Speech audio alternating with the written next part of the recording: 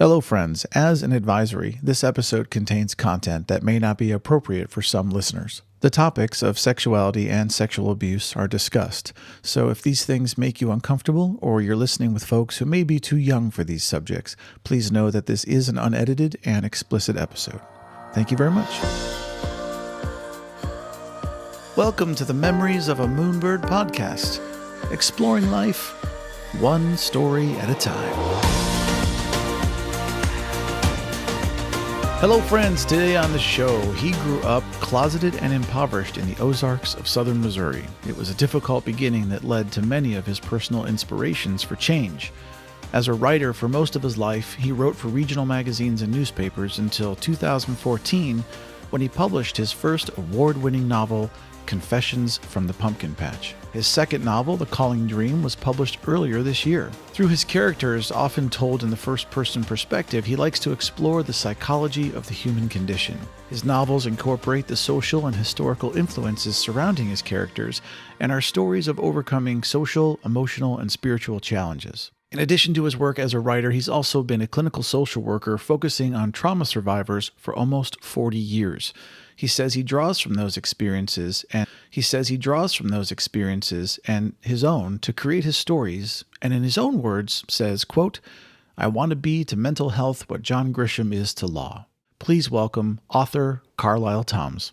Karlyle, welcome to the show. Thank you. Very nice to be with you here. Yeah, it's great to have you. So I want to jump right in. What was it like for you growing up in the rural Ozarks? Well, we lived about 10 miles outside of a town that was less than 2,000 people, and the nearest town to that was only about 6,000 people. And my grandparents raised me on a farm, what I lovingly refer to as the butt crack of nowhere.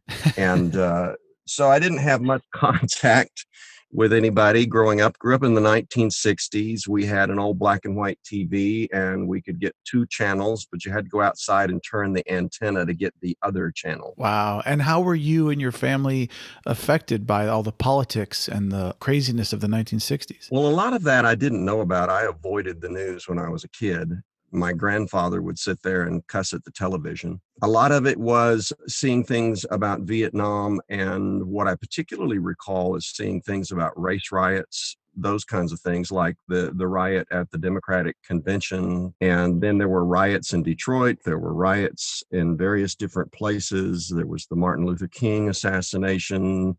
When I was in the third grade, they shut down school because of the John F. Kennedy assassination. A very turbulent, crazy time. Very. July 20th, 1969, we landed on the moon. Do you remember that? I remember that. I remember going to school and learning about it in school. I came home to my grandfather and told him that I learned about them walking on the moon, and he said, "That's a damn lie." Really? Yes.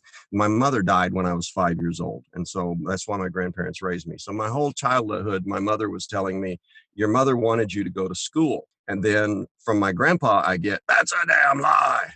It was a little confusing sometimes. I would say so. Now, in the intro, we talked about you growing up closeted and impoverished in the Ozarks. Did you know you were gay your whole life? I think like any kind of discovery of that kind of thing, did you know you were straight your whole life? It's one of those things that just kind of begins to happen. I knew from the time I was a very small child that I appreciated the presence of men, but I also was afraid of men because I was abused by men. That's a very difficult thing to live with. How did you get out of that? How did you, a lot of people I've talked to have their coming out story. Did you feel unsafe in that area of the country in that time period? Yes, I did. I referenced in my book, the most recent novel that was just published, The Calling Dream, I referenced a character in that book who quoted something that I heard when I was a teenager.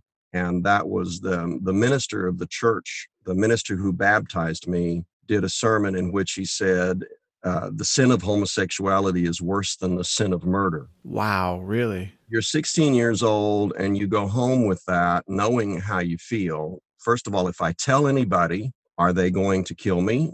Am I going to get beaten up? Should I kill myself if I'm worse than a murderer? So I had those kinds of thoughts going through my head. long before I got out of high school. And I did a whole lot of pretending like I was just like everybody else. When did you first feel free to be yourself? Probably not until the last 5 or 10 years. Wow. And you're how old now, if you don't mind me asking? I will turn 65 very shortly. So for 60 years, well, I mean, the first few years when obviously when we're just forming, that doesn't really count. But basically, for say 50 years of your life, you did not feel comfortable just being yourself. No.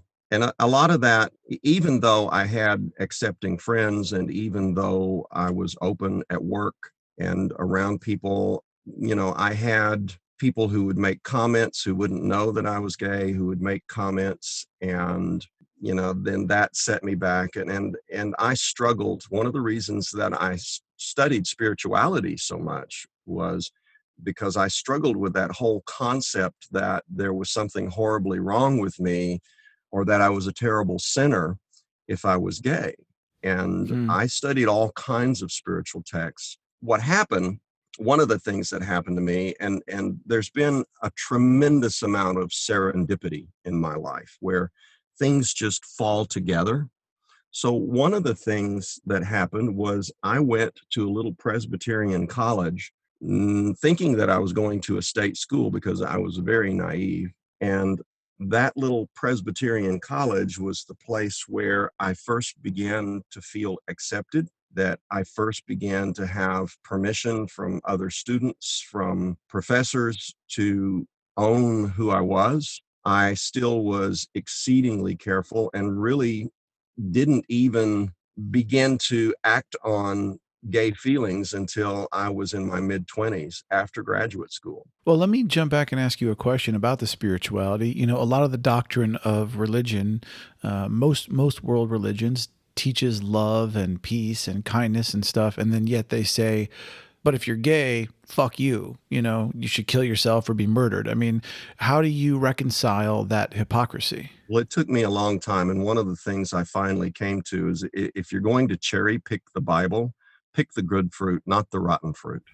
That's a wonderful quote. There are so many people who justify their prejudice. And even before this, there was prejudice against Black people that was justified in the Bible. It has been a long, hard fight and continues to be a long, hard fight, especially in some countries in the world, even more than the US, for people to be accepted as equal no matter who they are. Do you think things are better today than they were in 1965? Oh, absolutely. There's gay marriage now. Yeah. Do you think they'll continue to get better? I hope so. I will do everything that I can to try to encourage people to understand that unless we all matter, nobody matters. Well, and let me ask you this, because this is a question I think is very difficult to answer, but I'd love to hear your opinion.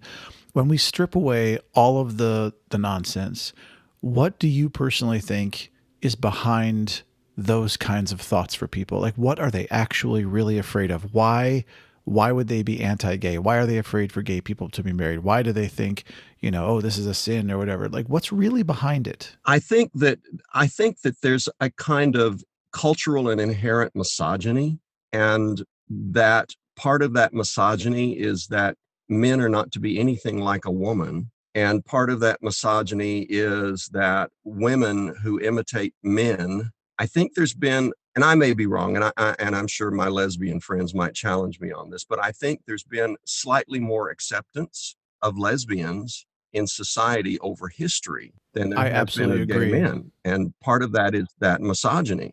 I've been around so many men growing up that have seriously looked at me and said things like, "Well, yeah, lesbian porn's fine, but because it's sexy, but gay porn, oh, that's fucked up." Yeah. And it's like, excuse me? Like, how does that make sense in your brain? Homosexuality is homosexuality, no matter the gender. It doesn't, I'm not sure we'll find the answer in our generation, in the next 10, 20 years, but I wish we could, and I wish we could fix it, because it seems to me that there's a great deal of fear that's unnecessary in all of this, you know? I think, some of it, if you look at the psychology of it, women give birth, and there is this fear that women have this power to seduce men, and men they make women responsible for their own feelings. The idea behind women in Muslim cultures having to cover themselves, and in some American cultures, that when I grew up in a church which said that a woman should be covered in church. And so part of that, I think, is that men blaming women, that if I'm a heterosexual male and I see this woman and I have a lustful thought for her, it's her fault. Yeah. She shouldn't have dressed like that. She shouldn't have done like that. She shouldn't have enticed me, instead of taking responsibility for their own choices and their own behavior.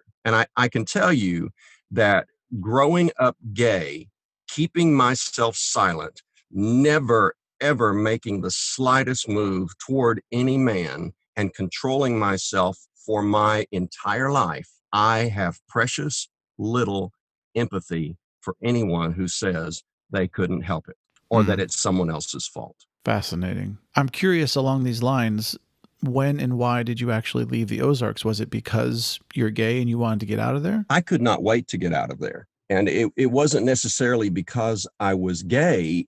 I was abused in my family, and I just I just felt like there had to be something more. There had to be something better. I think one of the things that growing up with television did for me is that it allowed me to see that there were other families and there were other ways of looking at things. But when I first went to college, the first thing I did was I went straight to the campus counselor and said, "Sign me up." I had a high school counselor who got me interested in psychology, and part of that was that initially trying to figure out myself and figure out my family. And the reason that I kept at it was that I realized there's got to be a better way.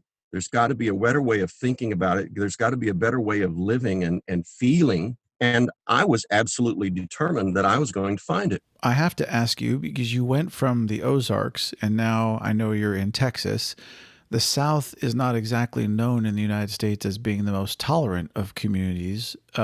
Why did you not head north? I don't know. My father is from California. And so I know that LA is liberal. Why didn't I head to LA? Part of that was that I was scared. I met my dad when I was 18, and he encouraged me to move to LA.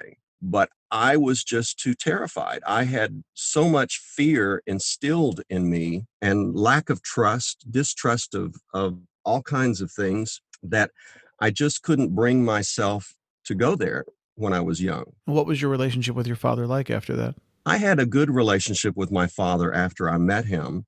My dad had been a prisoner of war in Japan in World War II. He was captured in Guam a few days after Pearl Harbor and shipped off to POW camps in Japan. Wow. And he had come back, and my grandfather, during the 50s, somebody told him the desert air would be good for his asthma. So he loaded up the truck and he moved to Beverly. They boarded up the house and they moved to LA without considering that coming from a place where you're 10 miles outside of a town of 2,000 people and going to Los Angeles would create a little bit of a culture shock, To say the least. to say the least.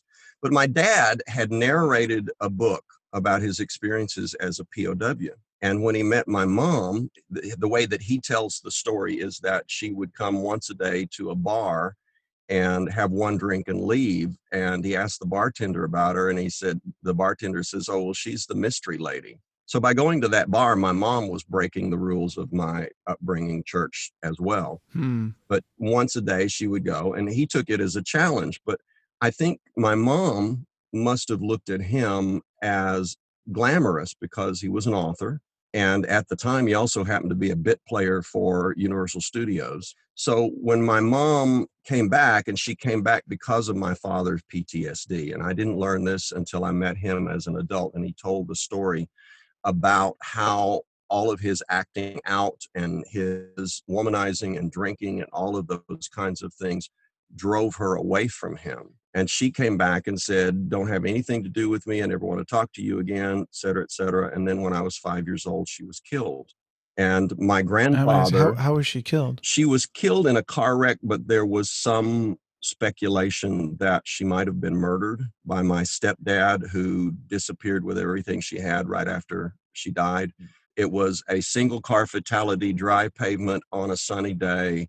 The car supposedly rolled down an embankment with both of them in it, He barely had a scratch on him, and she was so mutilated that they had to have a closed coffin. Did you ever meet him? Did you I ever get justice? I mean, Well, the interesting thing about that is that when I was 14, my aunt and uncle were living in Liberty, Missouri, which was right outside of Kansas City at that time. And my cousin, who was 4 years older than me, through an employment agency, actually got a job at a gas station that my stepfather owned.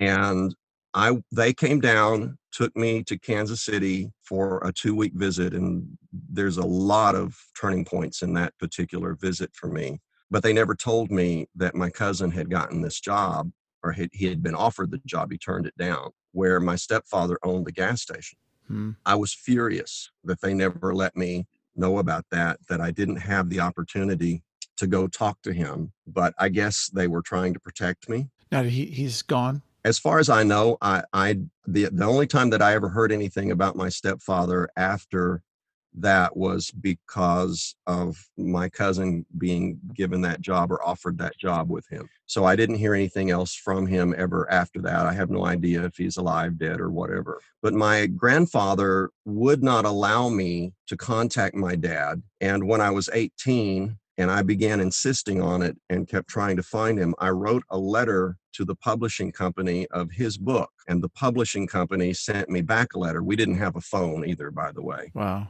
They sent a letter back to me and told me that they don't give out names and addresses of their authors, but they had forwarded my letter to him. And then I got a letter from my dad, and he made arrangements to fly to Little Rock and meet me in Little Rock, where another aunt lived. Well, now, a quick question. How come growing up your dad wasn't a part of your life? That's a very long story. Okay. Well, so all of these things you've been through, from being gay in the Ozarks to abuse to all the crazy stuff with your parents, all this stuff. How has all of this affected you as a writer? Well, my books, what I want to do, what I've done in my poetry book, The Gulls Are Always Laughing, I've done a lot of personal poetry, things about my own experience, up to and including my cousin committing suicide right after I graduated graduate school. And my cousin, by the way, was a lesbian. Was your cousin living in the Ozarks with you? She grew up there, and she was also, her mother was the one who was living part of the time in Kansas City. So she grew up partly in Kansas City and partly in Southern Missouri. But the coming through that, and I said earlier that my life has been a series of serendipitous kind of things. My grandmother was my anchor when I was growing up. She got me through that. She got me through that whole thing of feeling so horrible about myself and having a horrible self-esteem and being afraid. She got me to the point that I got to college. And when I got to college, I had mentors and guides that I met there, some of whom were other students and some of whom were teachers. And so I began to come out of that. For one thing, I started therapy at 18 years old. I stayed in therapy off and on for 18 years. So I worked a lot toward dealing with my own issues and my own stuff during that time. And I continue to work on that. Karlyle, if you were going to give a piece of advice to anybody in the LGBTQ community who's perhaps, closeted, living somewhere, whether they're afraid or not for their safety, what kind of advice would you give to them? Well, one thing I would tell people, because if they're closeted, they're probably more likely involved with some fundamentalist religious group. I would tell them God loves you no matter what. It doesn't make any difference. And people who cherry pick the Bible and pick the bad fruit, you don't worry about them. You think about the people who love you and the people who got your back, and you turn to those people. Now, do you still experience prejudice in your life? Not so much, not that I'm aware of. I do have, of course, having clients, there are times when I hear people say things that are prejudiced, but a lot of times, sometimes it's just pure bigotry, but a lot of times it comes out of their own hurt. Yeah, I can see that. Absolutely. I think if a man is sexually abused or raped by another man, then it's very, very easy to generalize, and all prejudice is generalization. It's easy to generalize and say all gay people are bad people. And I'm just now in the process, as a matter of fact, of writing a blog post that I'm calling Everything Under the Rainbow. I haven't written a blog post for my website in several months. And this got stirred up by a conversation that I was having with a friend back in the Ozarks who was sexually abused when he was a child and was speculating that his sexual abuse is what caused him to have sexual attractions to men. He's more straight than he is gay, but my speculation of him would be that he's probably bisexual. But we were talking about that and he was asking questions. And so I said, can't do this in a quick conversation and can't do it by text. I will write this blog post, and hopefully in the blog post, a lot of things will be explained, including that your sexuality does not come from being sexually abused, first of all, and that, your orientation does not come from that, because there are plenty of people, plenty of men. My observation over the years is that about 90% of the men who have been sexually abused are heterosexuals. And it's about the same percentage as their main population. Also, what's really funny to me is when people talk about this as if homosexuality is something new. And I'm like, have you ever looked at some of the old cave paintings and some of the evidence we've found? Like, homosexuality has been around since the dawn of species. It's in other animals. It's not just in humans. Like, people are just ignorant. Yeah, but there is this idea that it's abnormal, and that's one of the things I'm addressing in that blog post. Karlyle, do you think that we're going to evolve as a species to a world without prejudice and hate at some point in the future? I certainly hope so. I think I'm going to do the best I can to try to encourage that. I don't have a big platform at this point. I do encourage acceptance and understanding. I think through writing novels is a fantastic platform, and hopefully, your work will begin to spread and people will be influenced by it. And do you have some kind of litmus test or a barometer of you will believe you are successful when a certain number of people have read your book and commented on it, or do you not care how many people it reaches? Well, I would love for it to reach millions of people, but I don't know that I think I'm already a success in that my first novel won an award. It was endorsed by Meredith Sisko, who worked with the Oscar-nominated film Winter's Bone. So that just astounded me. And when I wrote that novel, I started out writing it as a joke. It was supposed to be ha ha ha funny. And I sat down, allowed this character to have her say. I wrote it as first person female. She had a whole lot more to say than jokes. I thought it was going to be a funny thing, and I tried to stick some funny stuff in it. But she kind of directed it, and it was like reading a novel as I wrote it versus writing it or coming up with the story and the idea. It just wrote itself. I'll tell you what's fascinating to me, actually, as a writer myself, is that people who don't write, I'm not sure if they understand what it's like when you're so deeply involved in the creation and the characterization of these people and these events that you're writing about. When I wrote my first novel, I spent months and months and months working on it. And at some point late at night, I was totally exhausted. I reached over to pick up the phone to call Sarah, who was one of the characters in my book, because I just wanted to hang out with her and see if she wanted to go see a movie. And then you go, oh my God, I think I'm going crazy. I just tried to call a fictional character that I wrote, but like you do become so engrossed by this world you're creating. I think if you're really in it, that I love what you just said about how this character then had more to say. And people think that's crazy, but it's not. You really start to allow these characters to come to life. And in a really good book or script or whatever, I think it shows. The interesting thing is that when I quit trying to write a novel, I wrote a novel. I had ideas for stories for years and years and years. I never could get past the third or fourth chapter, and I would get stuck because I was trying to write it versus allowing the character to tell me their story. Yeah, that's beautiful. Yeah. I'm curious, when you write, and I know you kind of just addressed this, but do you feel any kind of obligation to create a story that's going to be palatable to people, or do you just want to tell the story you want to tell and that's it? What I do is I introduce a character and I let that character tell their story. And each novel introduces the protagonist of the next novel. For instance, and I call it the Soul Encounter series because they have an encounter with each other that then creates a turning point in both their lives. And then the character who is introduced in one novel tells his or her story in the next novel. So That's really cool. the character who is the protagonist of The Calling Dream is this basically sexually addicted televangelist who is going through these upheavals of shame because he feels like he can't control himself sexually. And he has a tryst with Lavella, who is the protagonist of the first novel. That introduces him. And so there's a character in this novel where he gets called.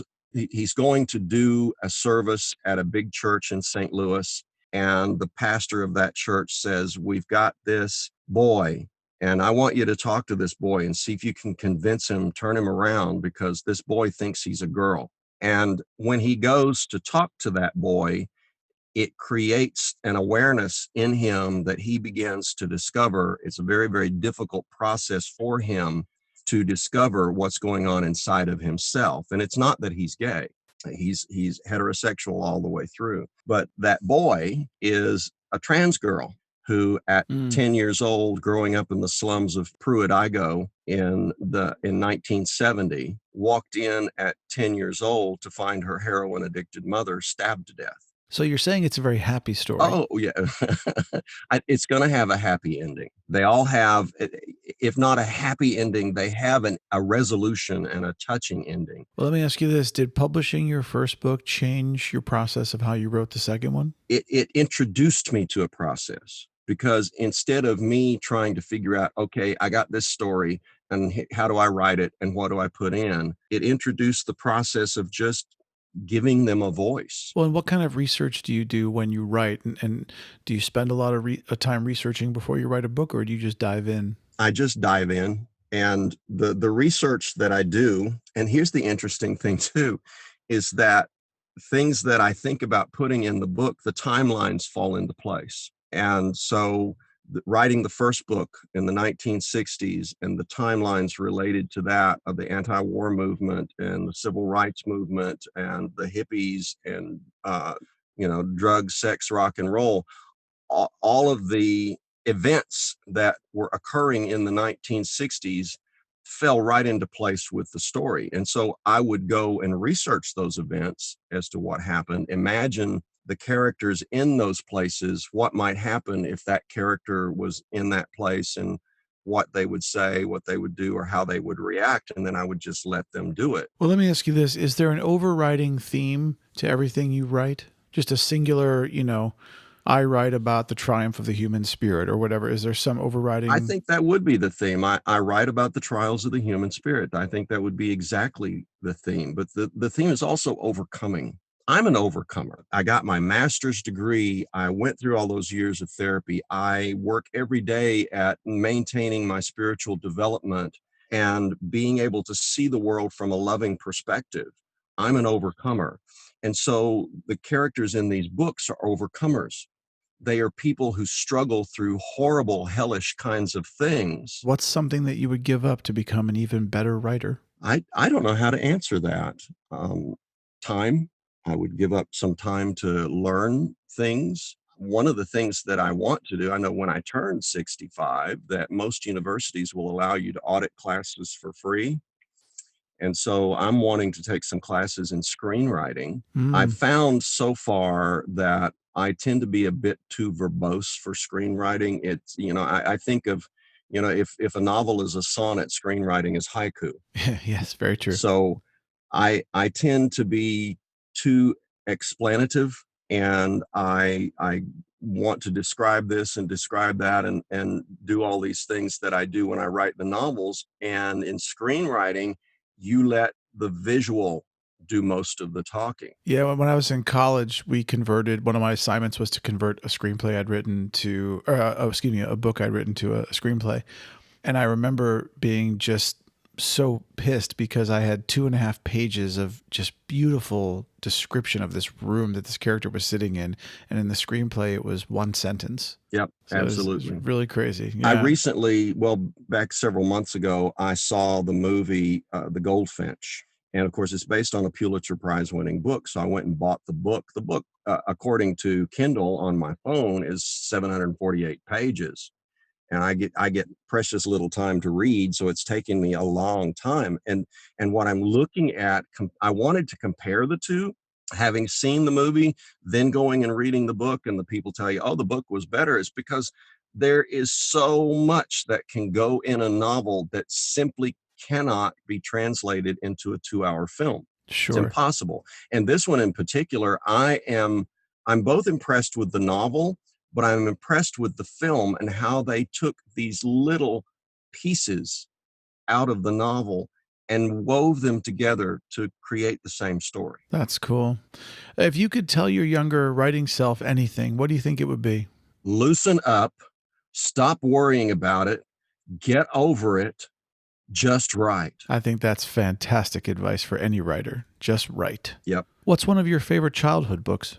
Early childhood, I was raised on Uncle Remus stories in early childhood, and there's a whole story around that too. My grandparents in the hills of the Ozarks raised 5 children during the Great Depression, and one of the ways that they fed them is they went to what Grandma called the bottoms.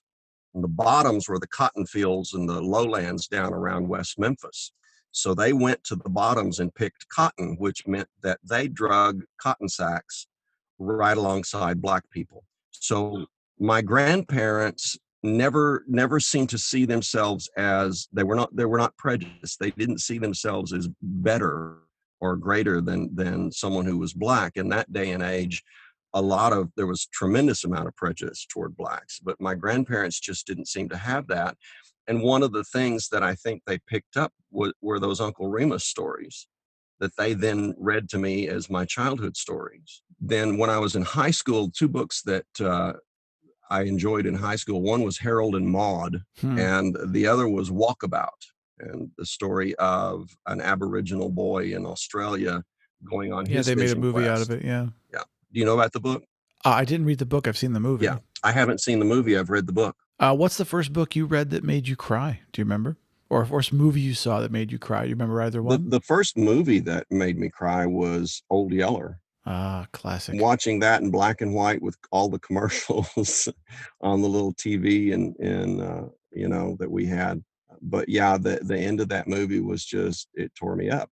I don't know that I've read very many books that have made me cry, except my own. There are times that I write things and they touch me when I write them, and they bring up tears when I write them. I think that's beautiful. I mean, you create this world and there's nothing wrong with being affected by it, especially if you're so close to the material. Well, I think that if you're not affected by it, the reader is not going to be affected by it. I 100% agree. I absolutely agree with that. Yeah.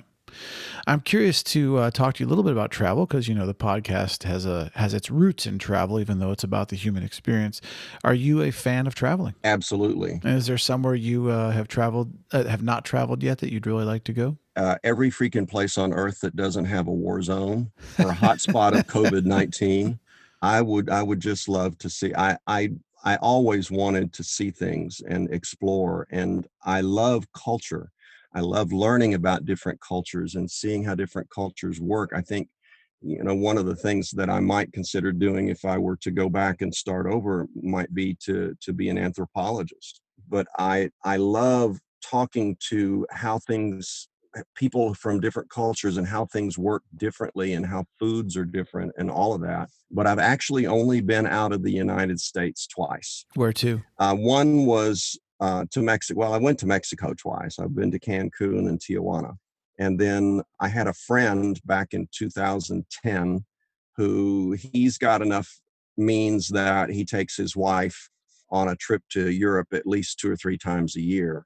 They were supposed to go to the Cayman Islands here recently, but I think that got shut down because of the COVID-19 thing. But he called me up and he said, get your passport. And then he asked me where in the world I would like to go. Well, the first one I picked was Japan.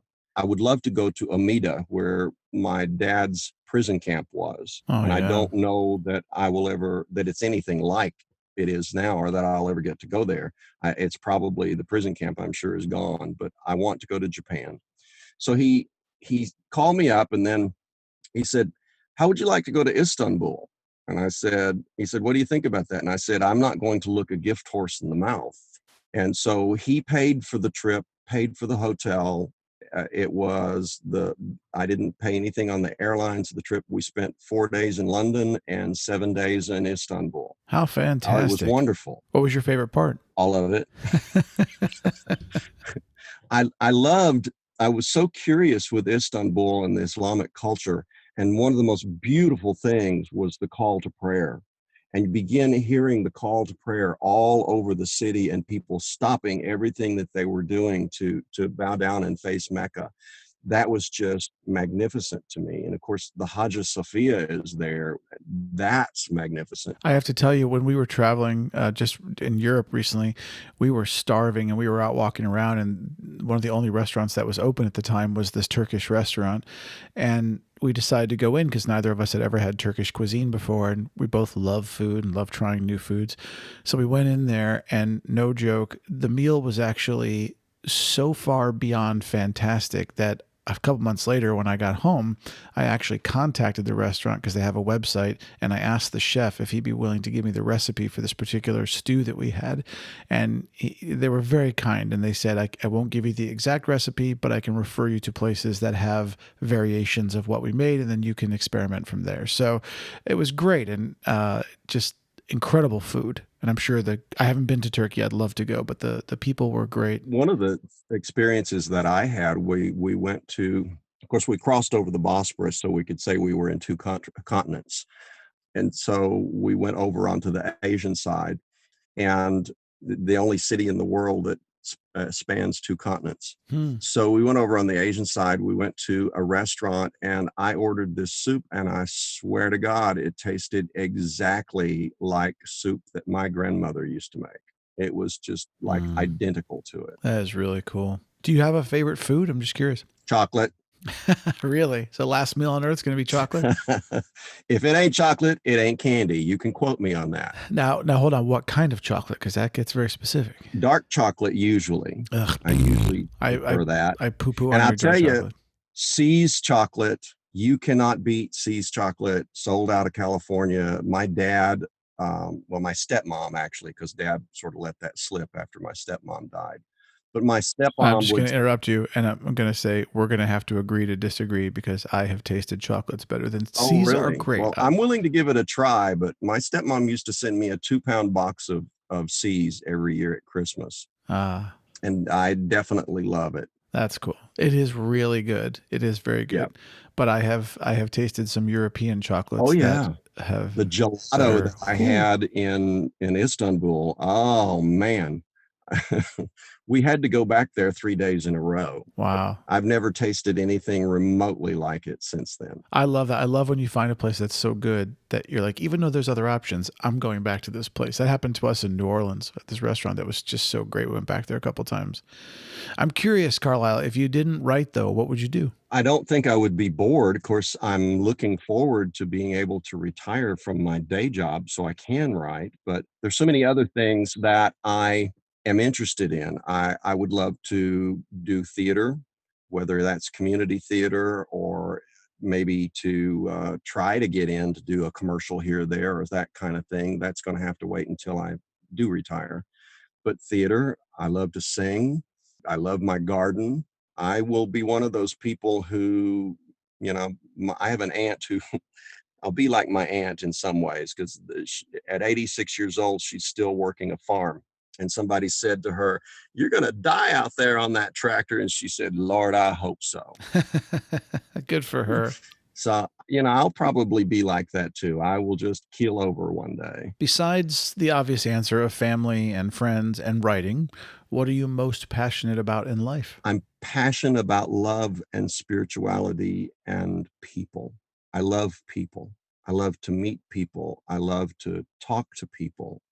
I love to be around people. I love different, interesting people, cultures, those kinds of things. I like people.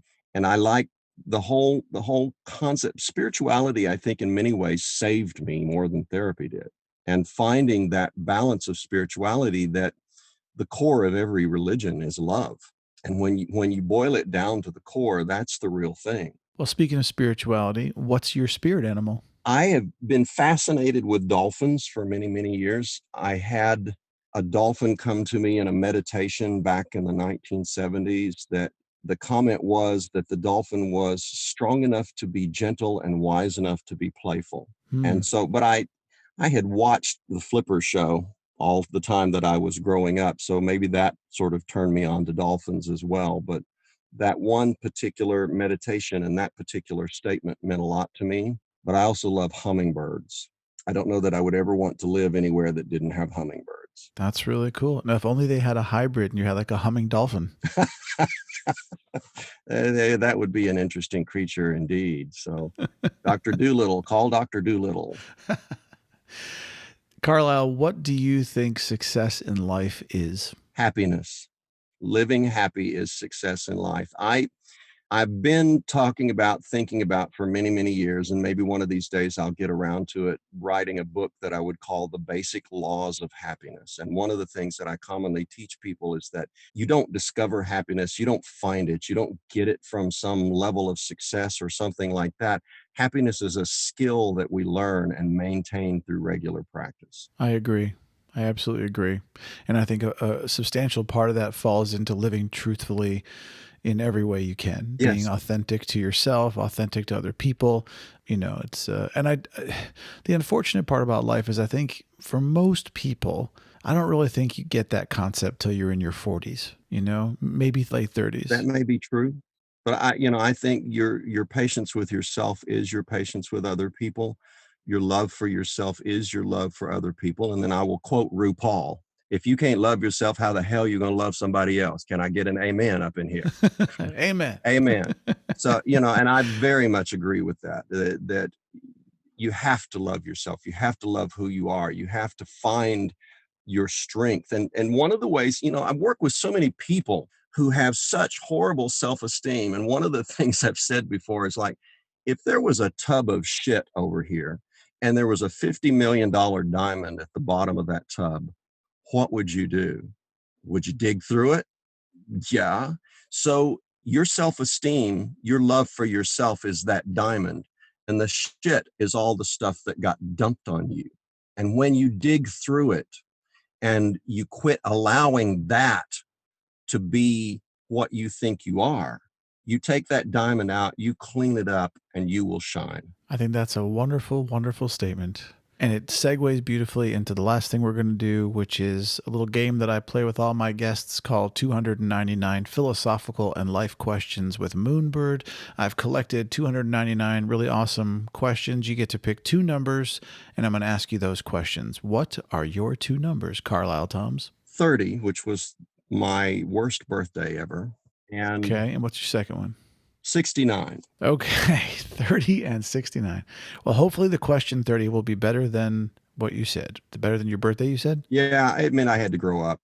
I couldn't pretend to be a teenager anymore. Well, hopefully question 30 will be better than your birthday was. Here we go. Number 30. Do you usually stay friends with your exes? No, I don't. Okay. And they don't live in Texas. And the one I have right now is an absolute gem. He's a diamond.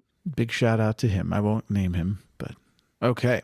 And number 69, who is the person besides your partner that you are closest with? My best friend, and I've had several best friends over the years, but my best friend Jeffrey, we've known each other well over 20 years, and he is somebody that won me over, so to speak.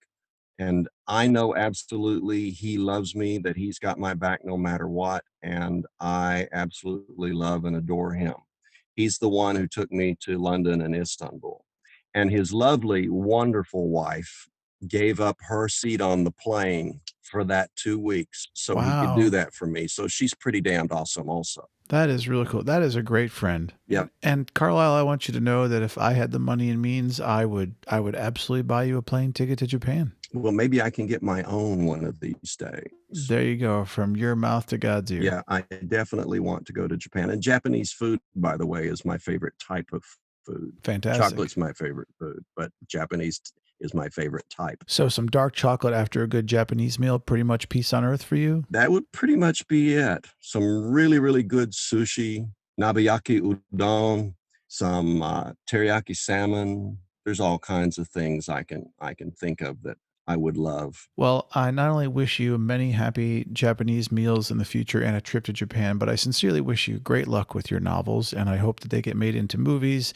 And we're having another conversation at some point from set where you're excited to be there watching your stuff come to life. And I wish the same thing. And thank you very much. And of course, all the best for you as well. Thank you, sir. A pleasure to talk with you, and have a great day. Thank you. And bye-bye now. Friends and listeners, if you or anyone you know has been sexually assaulted, please know that help is available. RAINN, RAINN, is the nation's largest anti-sexual violence organization, and you can reach them confidentially 24 hours a day, 7 days a week at 1-800-656-4673 or visit their website at rainn.org, RAINN.org.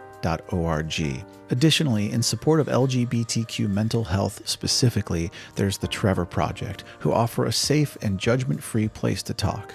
You can call the Trevor Lifeline at 866-488-7386 or visit thetrevorproject.org, thetrevorproject.org.